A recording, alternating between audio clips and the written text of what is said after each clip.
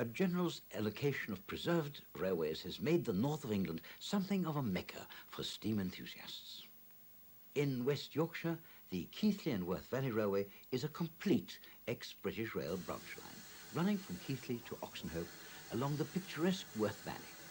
Originally closed in 1962, the railway was reopened by the Keighley and Worth Valley Preservation Society in 1968. This 5-mile line has a great deal to offer the visitor. As well as the rich railway heritage, there are plenty of historical towns and villages, and the legacy of the Bronte sisters. As a pioneer railway preservation society, the Worth Valley achieved a great deal, but it has not stood still. With the impetus of society members, new projects and developments are always in the pipeline, making this one of the railway enthusiasts' favourite lines.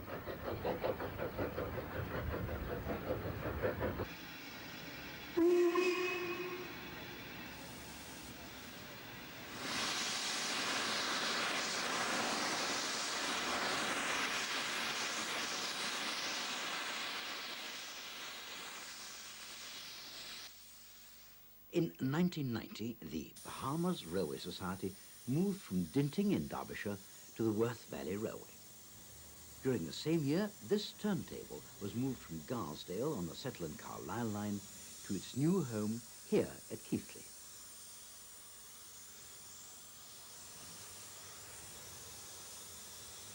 The London North Western Railway coal tank, built in Crewe in 1888 and owned by the National Trust, was originally on view at Penrhyn Castle in North Wales.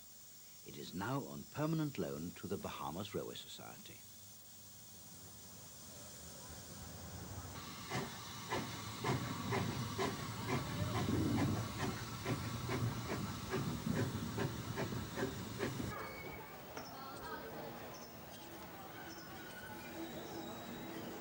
At the station, Ginty, an 060 tank, double heads with the Great Marquis, an ex-LNER mogul.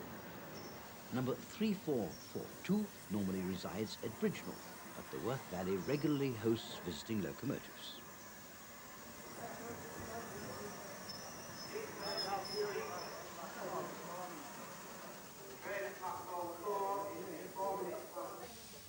The Bahama Locomotive Society's flagship locomotive, Bahamas, prepares to set off from Keighley. This superbly restored Jubilee Class 10-wheeler was one of a class of 191 locomotives designed for the LMS by Sir William Stanier.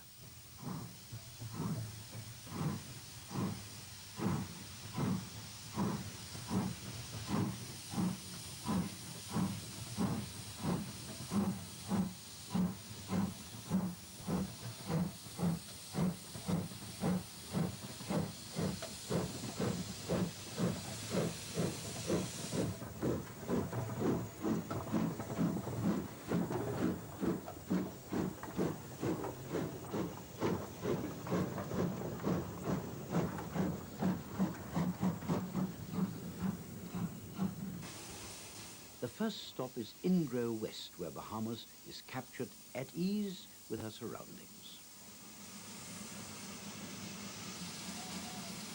On leaving the platform, the line runs straight into a short tunnel, marking the entrance to the steep upper reaches of the Worth Valley.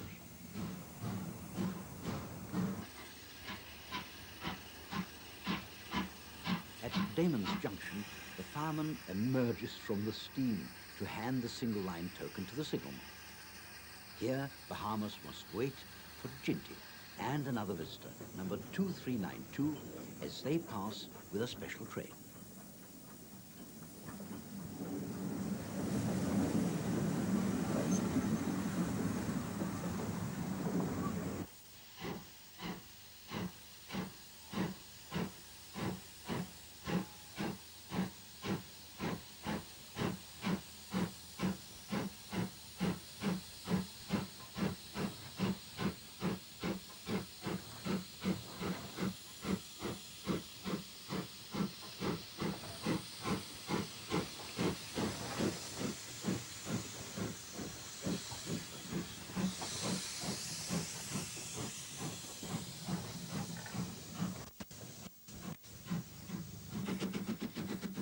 Continuing on her way, the harness steams up the line, passing first through Haworth, and finally arriving in Oxenhoe, as the weather takes a turn for the worse.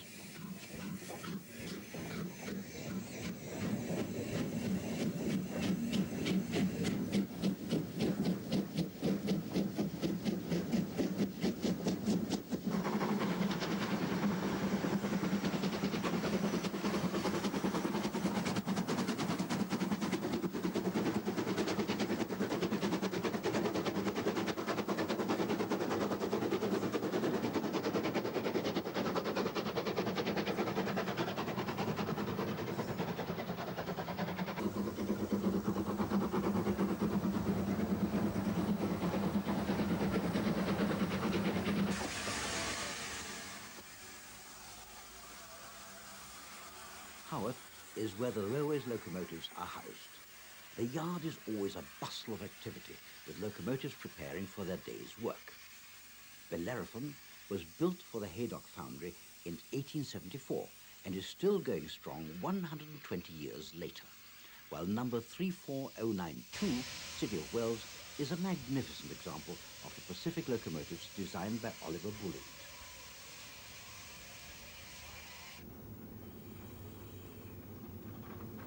Essential maintenance work, such as this boiler test for Great Western Railway pannier tank number 5775, is also carried out at the yard.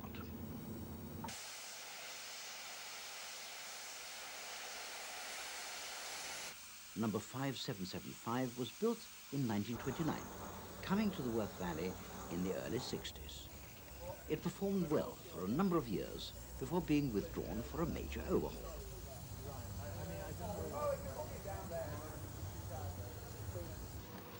The completion of the Vintage Carriage Museum at Ingro provides an additional attraction for the railway, encouraging both people and other locomotives to visit. Here we catch another glimpse of the Great Marquis. Built in 1938 for work on the West Highland Line, she's the sole survivor of the K4 class of locomotives, designed by Sir Nigel Gresley.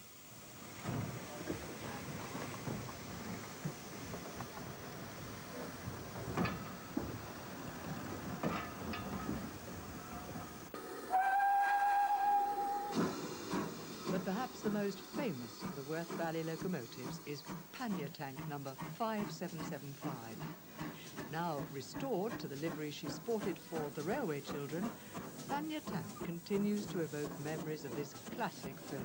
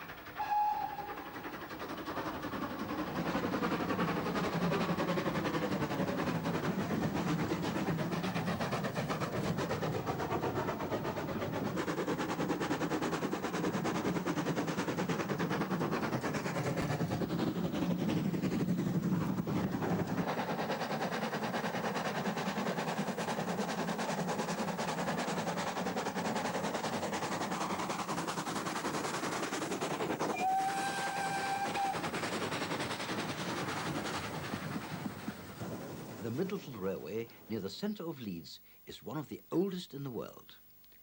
In 1758, an Act of Parliament created the first legally constituted railway in the world. This horse-drawn freight line then claimed the first successful use of steam traction when in 1812 a rack and pinion locomotive devised and patented by John Blenkinsop pulled a 26-ton train at 5 miles per hour. The railway achieved another first when in June 1960 it became the first standard gauge line to be operated by enthusiasts. Today we find the industrial locomotive Harry in service and coupling up to the passenger train for a run up the line.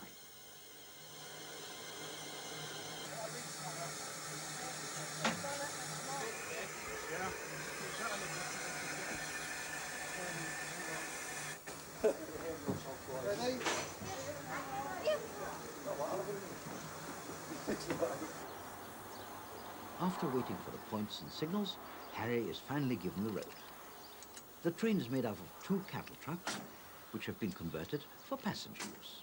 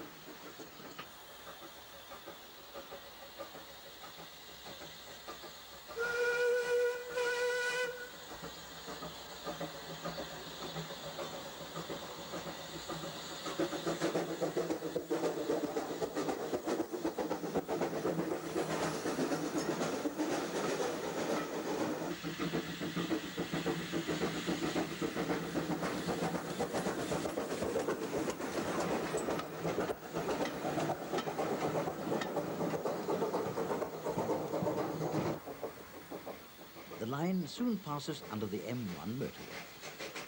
Although only 1¼ miles long, it is uphill all the way, and as he passes the branch leading to the loco yard, Harry is working hard.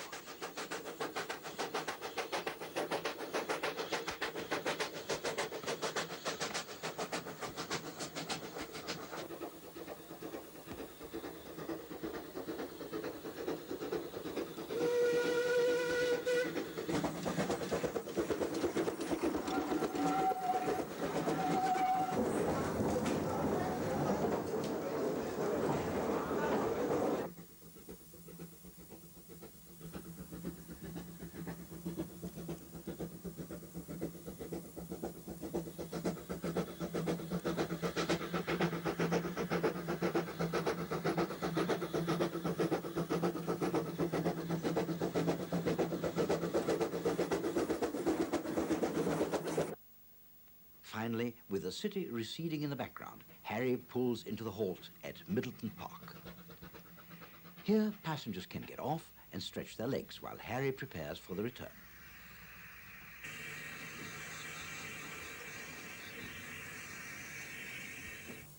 Further east, in York and in Beverley, we find 2 museums with a very different approach to railways. The National Railway Museum in York was established in 1975 and is an exhibition of nearly 200 years of railway history. Its unrivaled collection illustrates the social impact of this world-shattering British invention.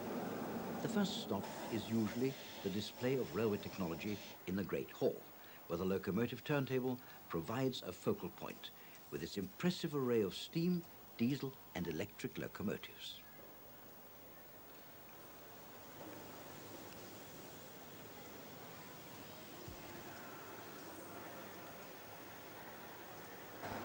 The oldest locomotive currently on display is Agenoria, an early industrial locomotive built in 1829 for the shut-end colliery in Staffordshire.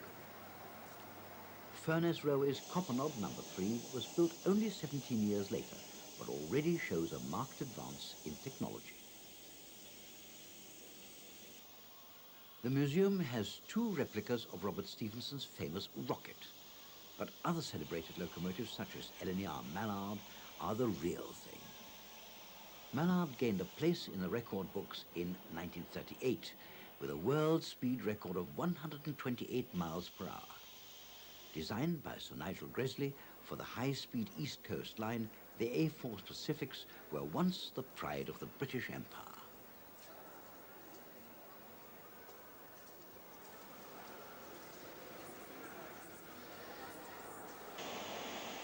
Some of the exhibits are more recent, and not all of them are static. Ellerman Line's Merchant Navy class Pacific has been sectioned and motorized to show its interior workings. While this stationary engine is beautifully restored and a delight to watch.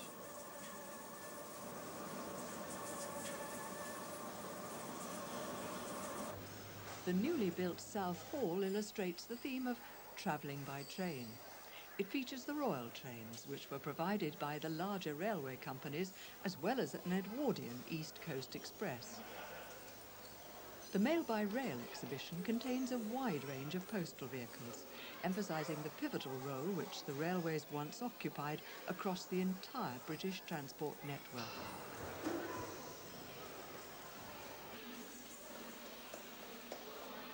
This Pullman car evokes memories of luxury travel. Outside, there's a memorial to the railway pioneer George Stephenson.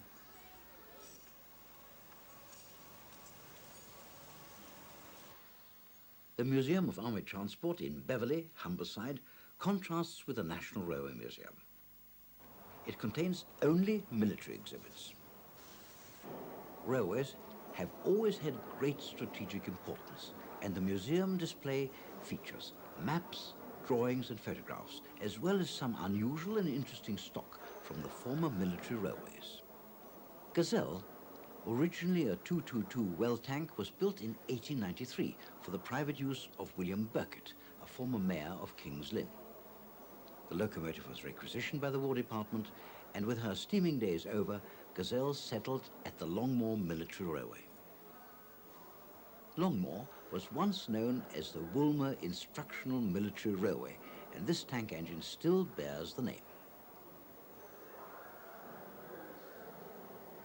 Wagoner number 92 is an austerity saddle tank built by Hunslet in 1953. These simple functional locomotives were produced in large numbers, and many of them are still in working order. Other displays are slightly more unusual, such as this World War II ramp wagon, which enabled vehicles and tanks to be loaded onto flat-bedded trains for rapid transportation.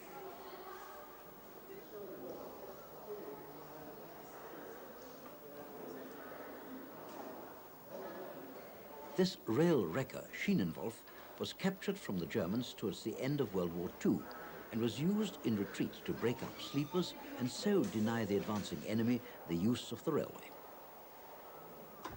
Some exhibits are more than purely visual, and visitors are allowed to explore many items for themselves. The museum also attempts to capture some of the atmosphere in which the exhibits operated, with an armoured train gun wagon which has survived from the First World War, while another room is devoted entirely to the collection of military railway yarn from Longmoor.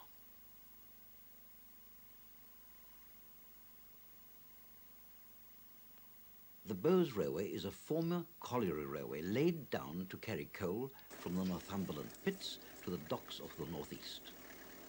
Bowes is unique, having the world's only standard gauge rope-hauled incline still in working order. The whole site is now a scheduled ancient monument. Today, duty falls to number 22, delivered new to the Bowes Railway in 1949. Her crew still sing her praises. And it's an old Stephenson's link motion. It's got flat valves. It's got a boiler pressure of, well, a nominal boiler pressure of 160 pounds. And for a little engine, it has a lot of power. It's amazing the amount of power that you've got in a small engine like that. From the main yard at Springwell, number 22's first job of the day is to take the rope haulage set up Blackham's Hill. The set consists entirely of coal wagons, which were used on the Bowes Railway prior to preservation. The preserved length of line is only 1¼ miles long, but incorporates a section of the Springwell Colliery Railway, designed by George Stephenson and opened in 1826.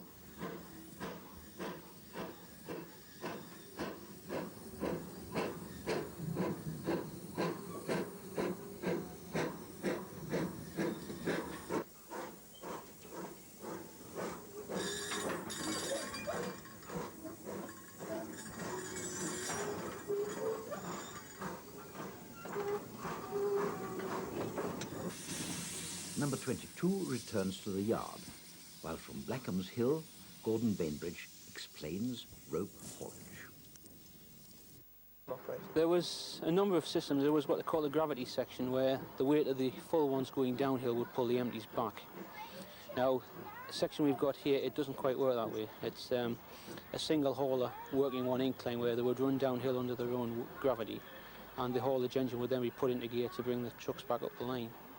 On this incline, we run two sections on both inclines from one hauler house, which is itself a rare thing. Now, the idea was the track down to Springwell was flat enough to allow you to run 12 wagons down, but the track to Blackfell, which was in that direction, was too steep, so we had to run 6s. So that's why we split the train into 2 lots of 6 when it comes back from Springwell. This is just a passing loop. Full wagons, in theory, would go from behind the hauler house east, and the empties would come back onto the track behind, which is the kip, and then run west back towards the collieries where they would have been filled with coal and then sent back to the steers for shipment. So that visitors can see the system in operation, number 22 prepares to take passengers from Springrow Yard up to the engine house on Blackham's Hill.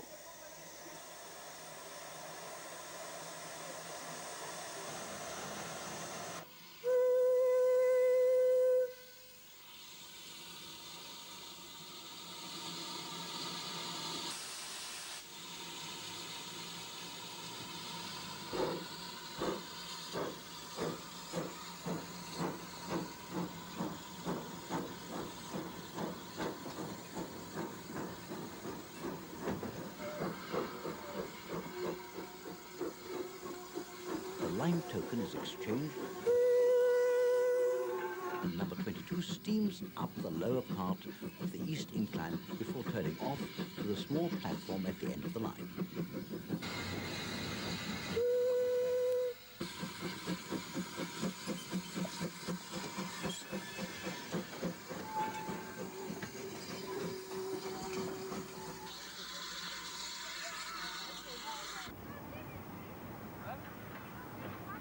Back at Springwell Yard, the rope haulage set is being pulled across the road and on up the east incline. The rollers guide the wire rope, while the derailer ensures that any runaway wagons don't reach the road.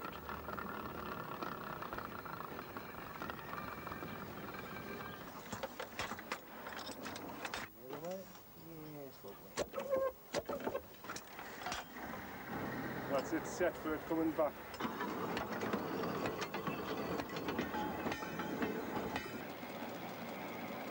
At the top of the incline, the wagons are pulled up onto the kip, and they come to rest against the block.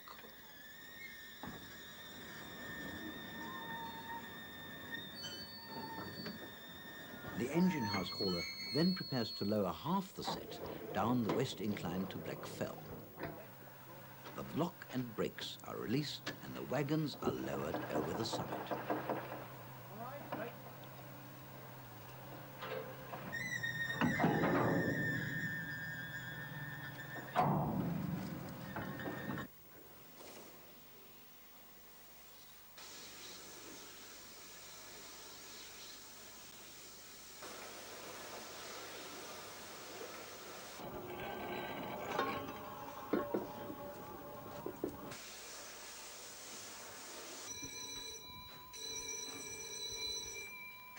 The bell signals the return, and the hauler pulls the set back up the west incline.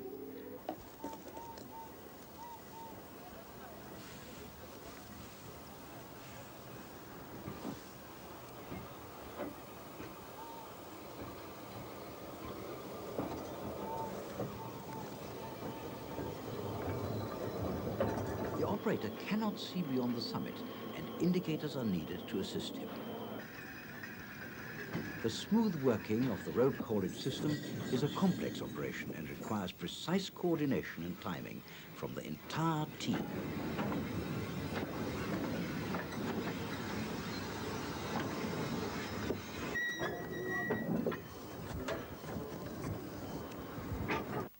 The North Yorkshire Moors Railway runs for 18 miles from Gromont to Pickering across the beautiful North Yorkshire Moors.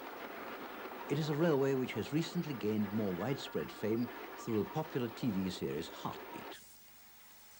In the yard at Gromont, the day's preparations are well underway. polishing, coaling, and oiling all the essential parts are the preparations of a steam locomotive for its day's work. Lambton Tank number 5, in its shiny black livery, moves off to begin its daily duties. Number 5 leaves the tunnel which connects the loco sheds with Gromont Station. Built in 1905 by Robert Stevenson for Lambton, Hatton and Joyce Colliery, number 5 spent all its working life hauling transfer coal trains over the colliery main line in Durham. In 1970, following the fitting of vacuum brakes and steam heating equipment, the locomotive was delivered to the North Yorkshire Moors Railway. And apart from a major overhaul in 1986, number 5 has seen regular service on the line since its delivery.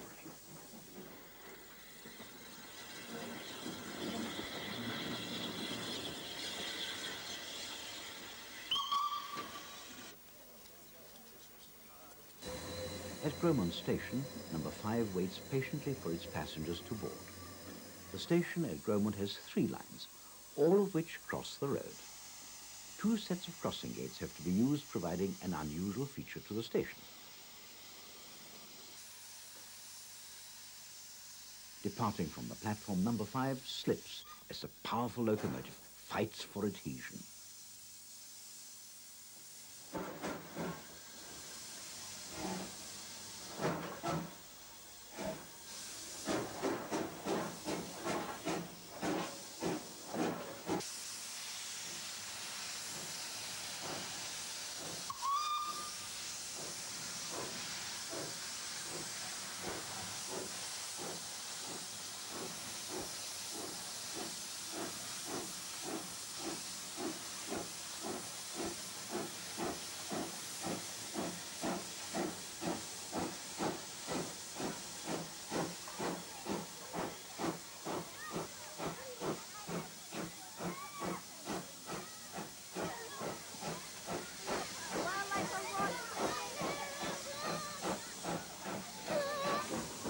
The Merck Esk River is crossed before the tunnel brings number 5 out alongside the locomotive sheds.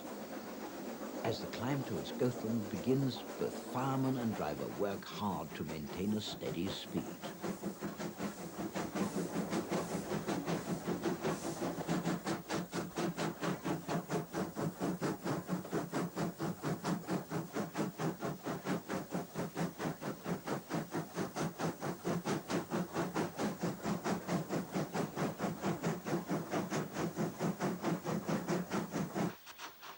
Further up the valley, workers step aside at the sound of the approaching train.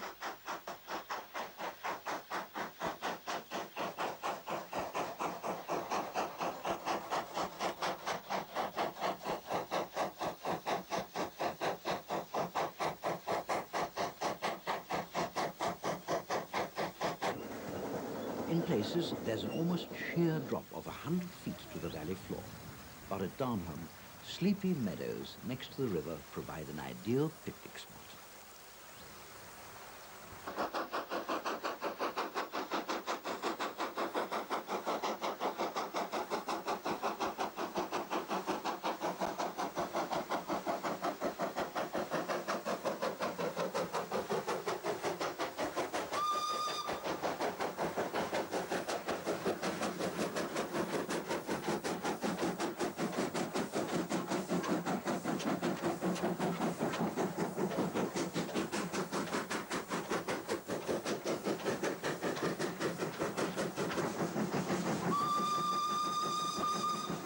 The gradient between Gromont and Gothland, 1 in 49, is one of the steepest railway gradients in Britain.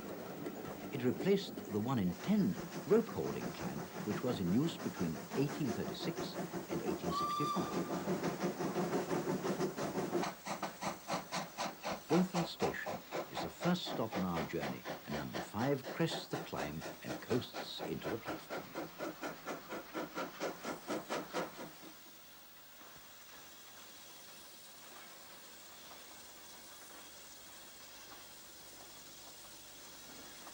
The station was a standard northeastern railway station and has changed little since it was opened in 1865. Here we pick up War Department class number 3672, Dame Vera Lynn, on a Pickering-bound train. This 210 tender loco originally saw wartime service in Egypt.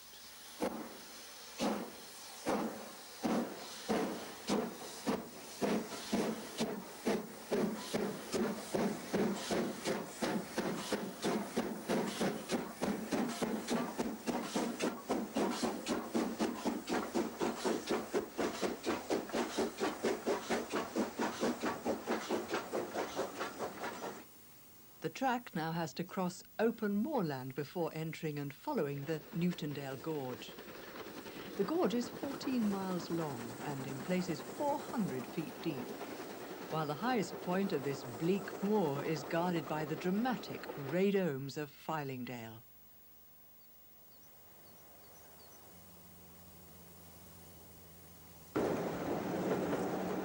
The train now sweeps down Newtondale and past the ruins of Carter's House.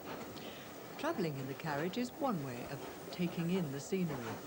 But from a high vantage point in Cropton Forest, the magnificent splendour of Newtondale is laid out before us. Far below, the railway twists past Newtondale Halt. Accessible only by rail, this is an ideal stop-off point for walkers. Here, British Railways Standard Class 4MT, number 80135, coasts to a halt as number 5 passes with the return train. At this point, we're 9.5 miles from Gromont and deep in the Cropton Forest.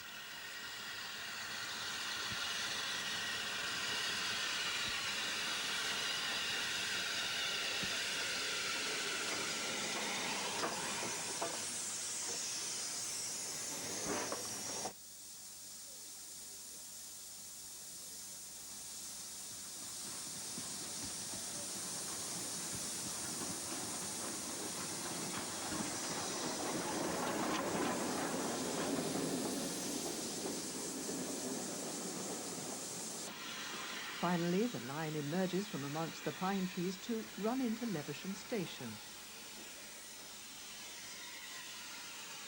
The path and road from the station to the village of Levisham climb 300 feet up the sides of the gorge. A short walk across the moors from here brings us to Skelton Tower, erected by a local vicar to provide him with a quiet spot to write his sermons.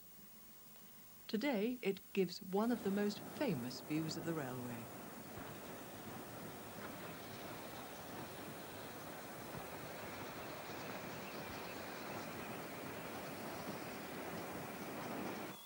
At the station, the barriers come down on the road crossing, marking the arrival of the train, which will take us on the final leg of our journey.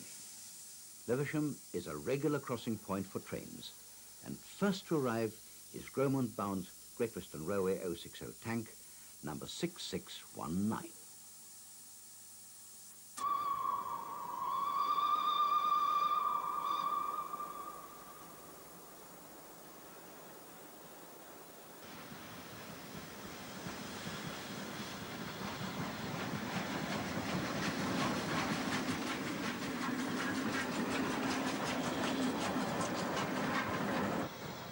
Pickering, and the end of the line for the North Yorkshire Moors Railway.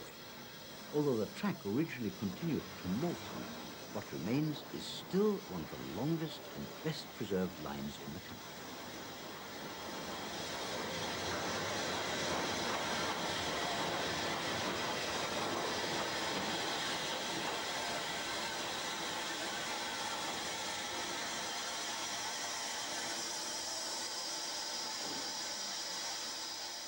Alston is England's highest market town and home to the South Tynedale Railway. Alston was once the terminus of a standard gauge branch line from Haltwhistle, which connected to the Transpennine main line between Newcastle and Carlisle.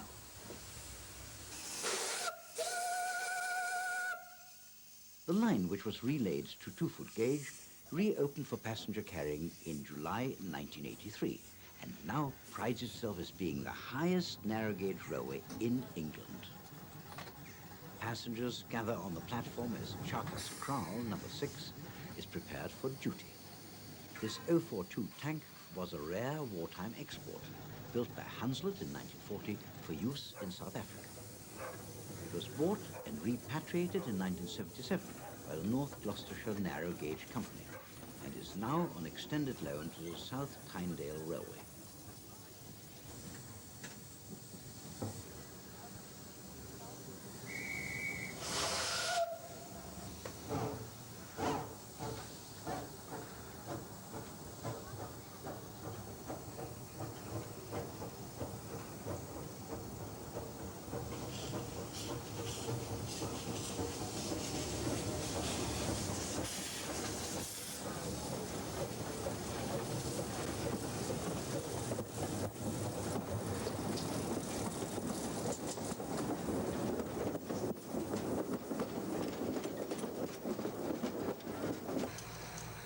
The line runs out along a wall above the confluence of the rivers Nent and South Tyne, before heading out into the gentle countryside of the South Tyne Valley. Here, locals use the slow-flowing deep water for diving practice. The accompanying diesel engine is a temporary measure, providing air for the train's continuous brakes, while the Charkers Crowle awaits the fitting of an air pump.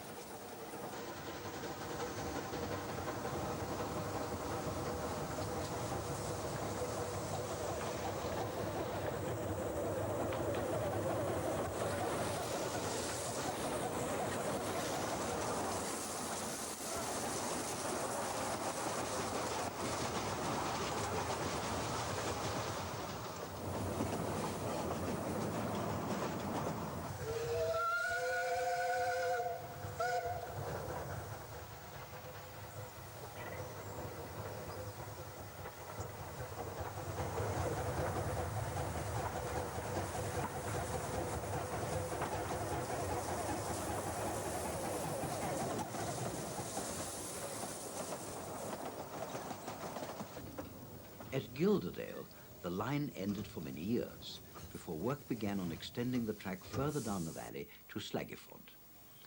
On this occasion, Charkers Crowle runs round a train before returning to Alston.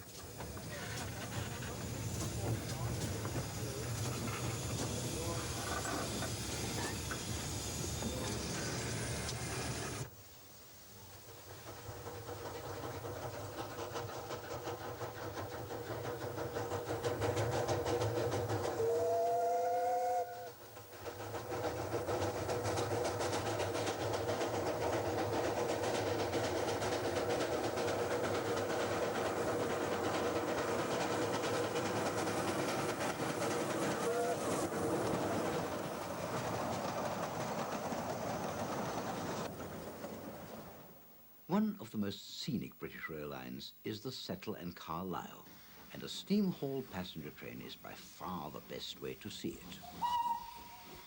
Here at Carlisle, we catch up with the great Marquess as she sets off up the Eden Valley.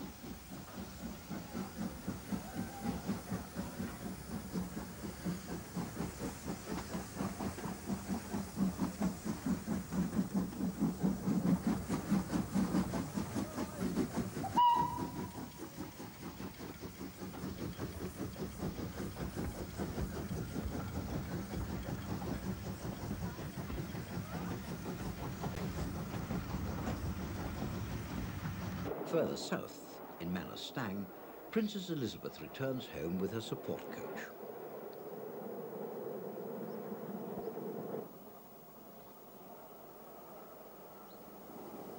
At the old Roman port of Ravenglass on the west coast of the Lake District, we find the headquarters of the Ravenglass and Eskdale Railway. Here, Northern Rock is being turned after its arrival from Dale Garth. Originally a 3-foot gauge mineral railway, it was taken over by the famous model engineer W.J. Bassett-Loke and his partner R.P. Mitchell, and converted to its present 15-inch gauge in 1915.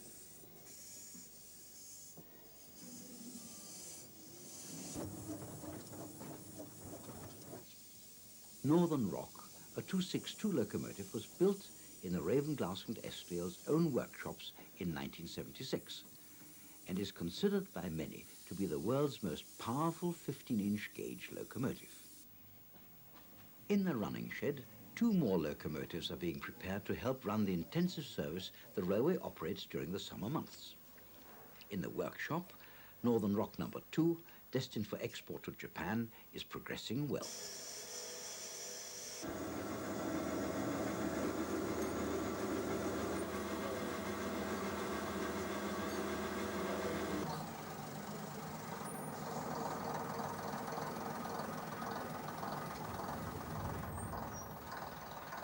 As the passengers begin to arrive, River Mite runs through the station to begin its day's duties. All train movements are controlled by a sophisticated radio system in the signal box at Ravenglass. Base on the 3, may proceed to Ravenglass, over. Saturday 2, proceed to Ravenglass, over.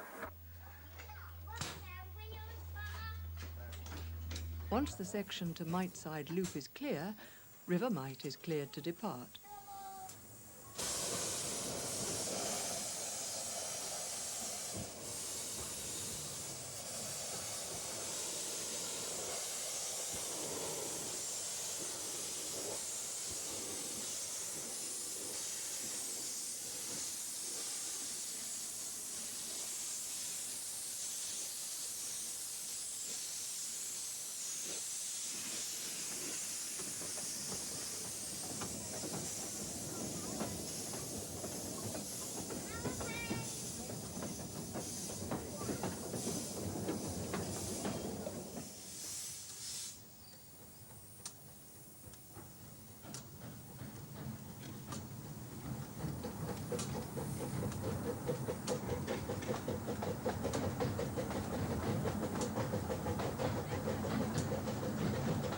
Preparations completed, Northern Rock also leaves Ravenglass.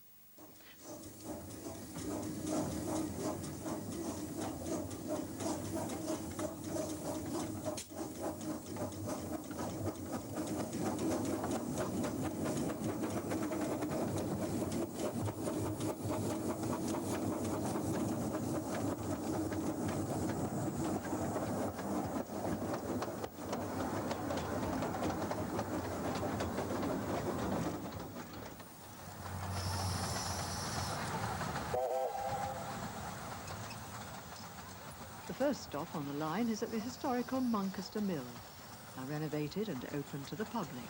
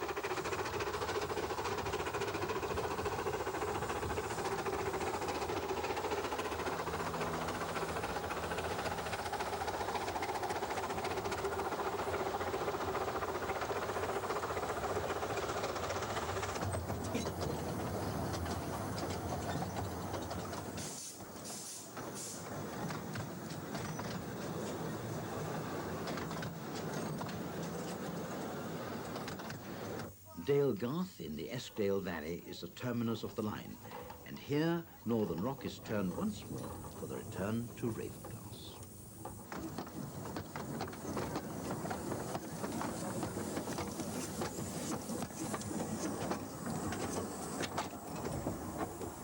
Carnforth and Southport are both important steam centres with a prime objective of preserving, displaying and operating steam engines.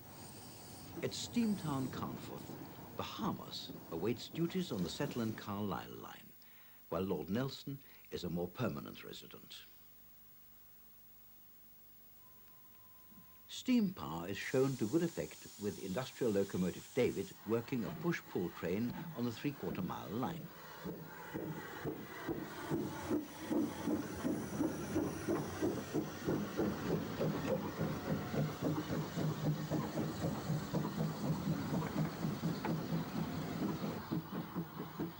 The Carnforth Motive Power Depot was closed by BR in 1968, but a group of enthusiasts realized its potential as a depot for preserved mainline locomotives. Other features, such as the coaling and ash plants, are now the only surviving examples in Britain.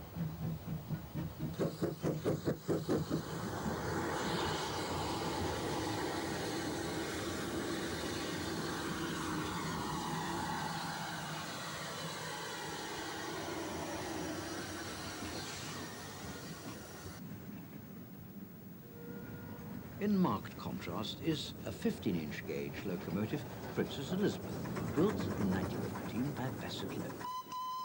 The mile-long miniature railway provides the visitor with a link for all the site's attractions.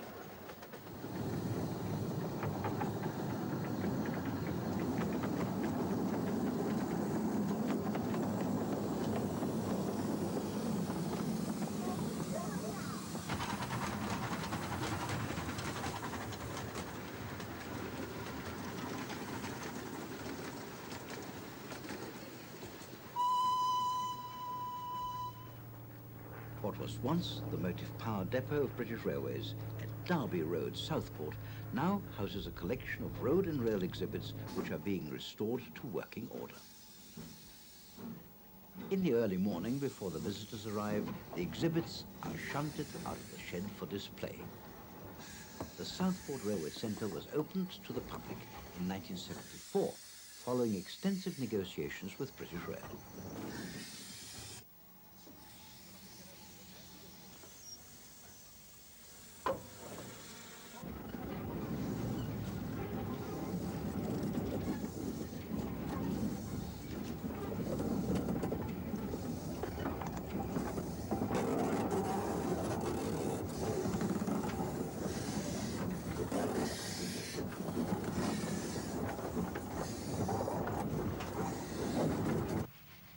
Visitors can also enjoy a short steam haul journey. On this occasion, the coaches are hauled by the very unusual St. Monans, which is a 100-horsepower geared four-wheel steam locomotive with a vertical boiler and cylinders, built in 1947 by Sentinels of Shrewsbury.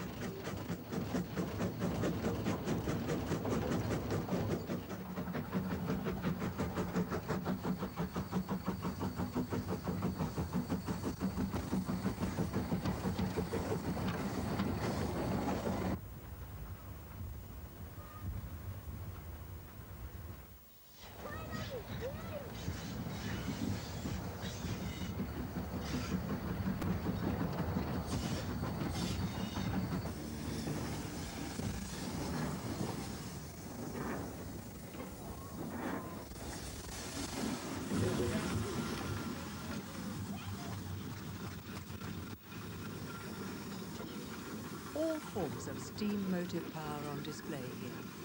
And in the sheds, work continues on renovation and restoration.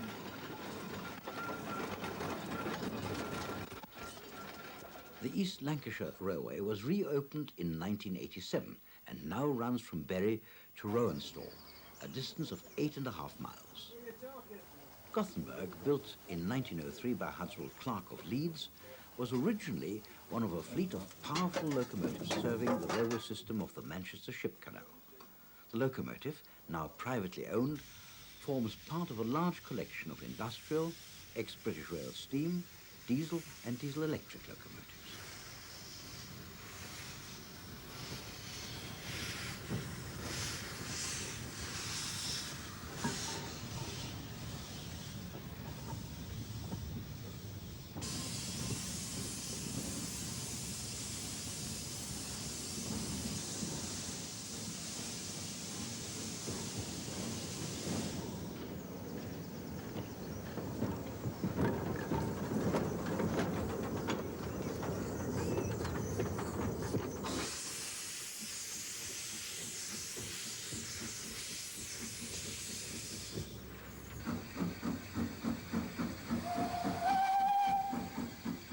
By 1846, the builders of the East Lancashire Railway had toiled long and hard to build viaducts, drive tunnels through solid rock, and excavate thousands of tons of spoil to create cuttings and embankments.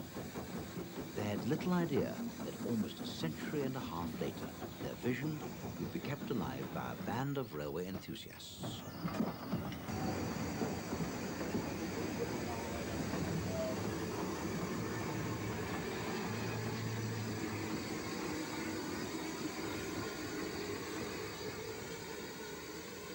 Once prepared, Gothenburg runs into the station with its rake of coaches, where passengers are already waiting for the first departure of the day.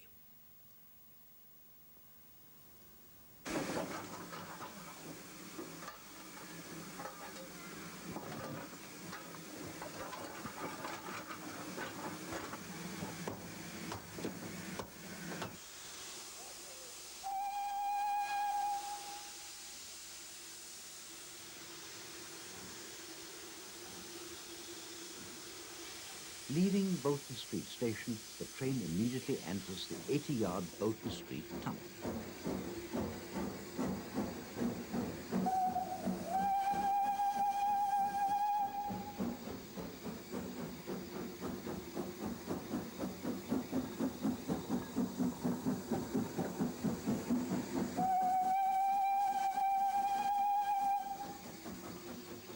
Beyond the tunnel, the line crosses the River Irwell and runs north up the valley.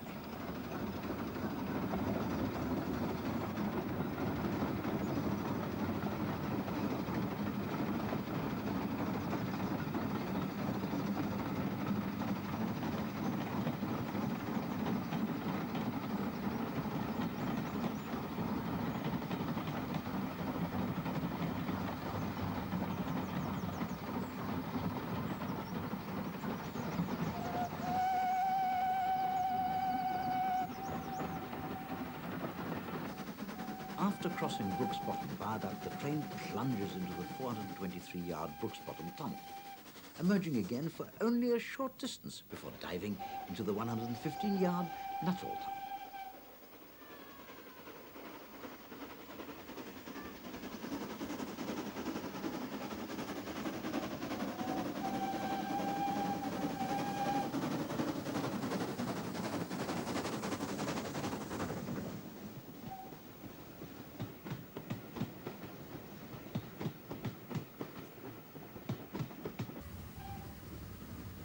Framed by the generous portal of Nuttall Tunnel, Gothenburg is now within sight of the temporary terminus at Ravenglass. The train drifts slowly to a halt in the rebuilt station.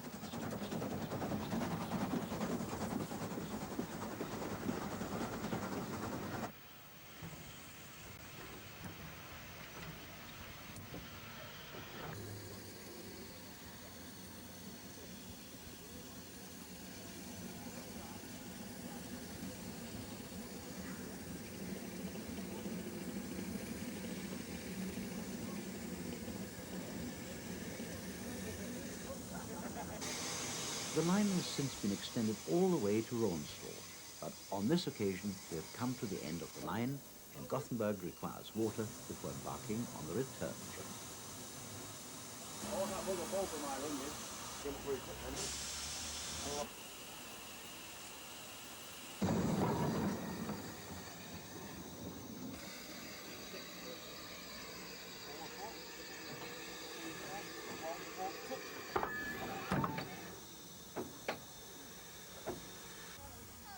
Not content with the achievement of reopening the line to Ramsbottom, work is now well in hand with extending the line a further 4 miles to Ravenglass.